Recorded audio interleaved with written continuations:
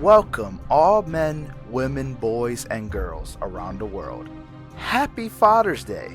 All fathers out there, please have a great time because today is your day. My name is Dr. Sprinlock and welcome to my new video.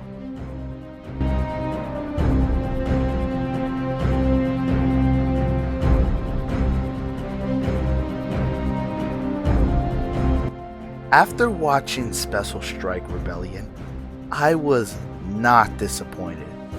This is what happens when many content creators come together to put in so much effort and dedication to a project. Hottest dog, pat yourself on the back for such a great collaboration. Now, I'm going to deep dive into the story of the Special Strike Rebellion and find out if it's a worthy sequel. We have to be smart about this and focus on multiple categories: the story, the characters, the tone, the villains, and finally, a conclusion. We are also going to be comparing the original Special Strike and the sequel to see if they both have a good storyline. Allow us to begin. Don't forget to hit the like button in the end if you enjoyed it.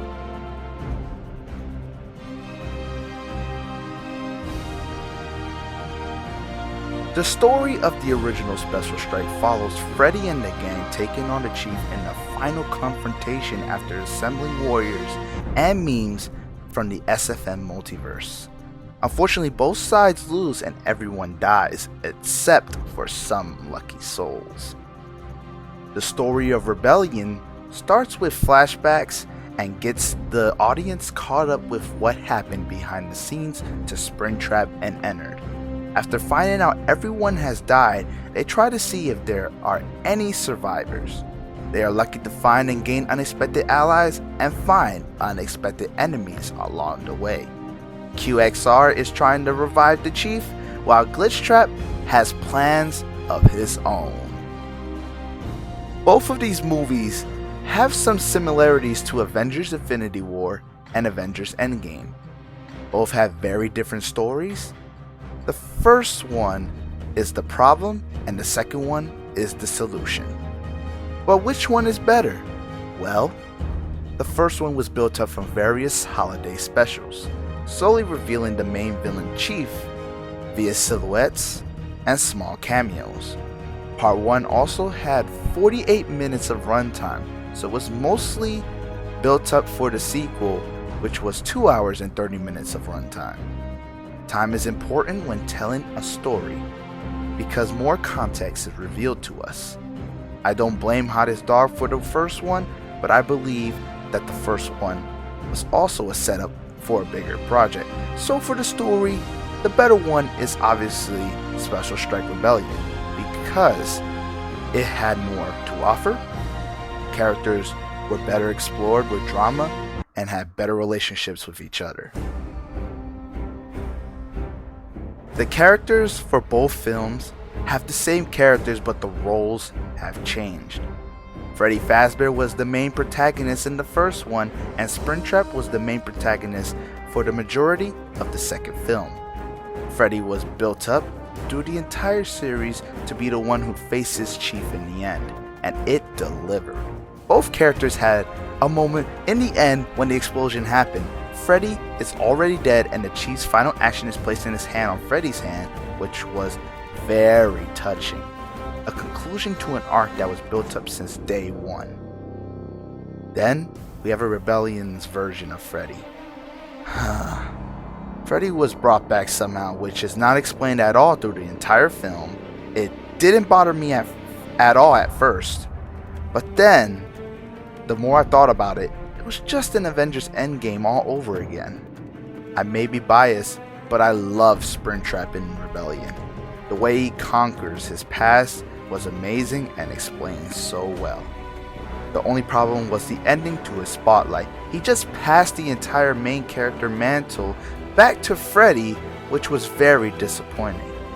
So now we get to the side characters. The side characters in the first one were memorable because we saw them in the holiday specials and their own respected universes. The second one also had memorable side characters, with Finn Foxy and the Candy Crew. But which was better? I believe the first one. All the characters get a chance to shine in the first one, while some characters in the second one, to name one character, Witter Bonnie was forgotten even though he was one of the lucky souls to have survived in the first film. I'm sorry, I just love Freddy more in the first one. Springtrap was a good character, but not as good as Freddy. The main antagonists of the first film were the Chief and his army of Shadow Freddys. In Rebellion, there are multiple villains in it. To name them all, we have the End, QXR, Glitchtrap, and his minions, and Chief himself once again. In the first movie, it was simple because only one villain had the entire spotlight. The second film tries to balance out multiple villains.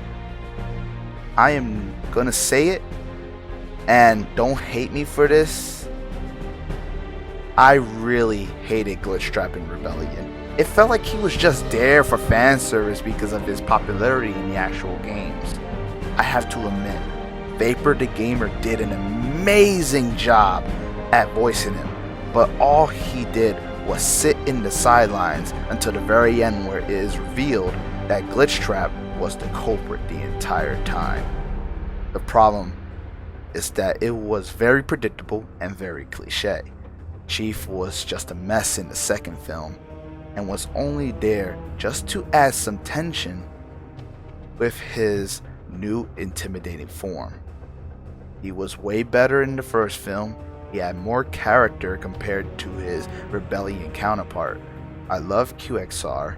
He was funny and intimidating, and he had a great transformation scene.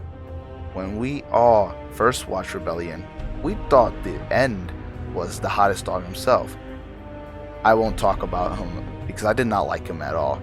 He was just a random placement in the story, and that was a problem. He was out of place, and I really hope they really fix him in future installments.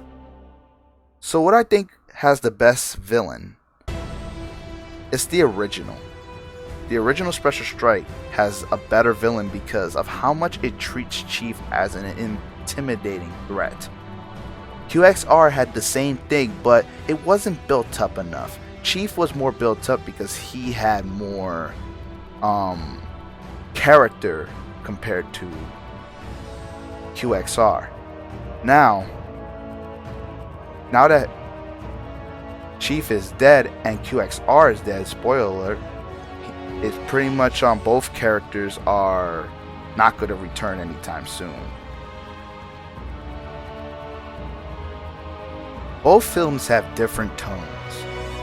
Tone is the feeling you get during the film. In the first one, the tone was more comedic in the majority of the film. At the end, the tone switches to a darker tone because everyone has perished. This tone continues in the second movie and keeps it like it for the entire film. I'm going to say right now, Special Strike Rebellion wins in tone by a long shot. The dark tone fits the film entirely and gives you a sense that everything you ever knew is gone. The first one had a great tone, but not as great as Rebellion.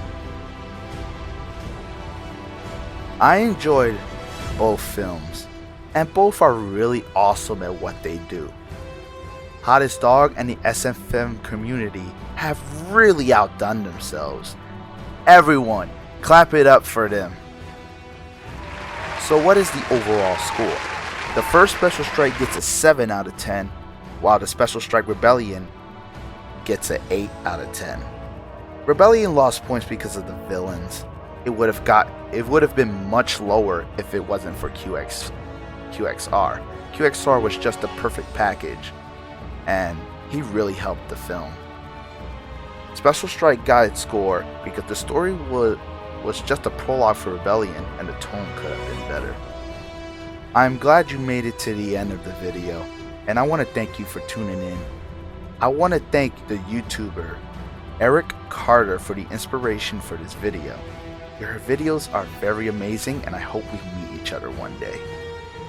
I also want to say thank you to Scott Cawthon for an amazing series and hanging in there in the very end when you were outnumbered. I want you guys to subscribe for more content like this and keep God in your heart. And I'll see you guys in the next video.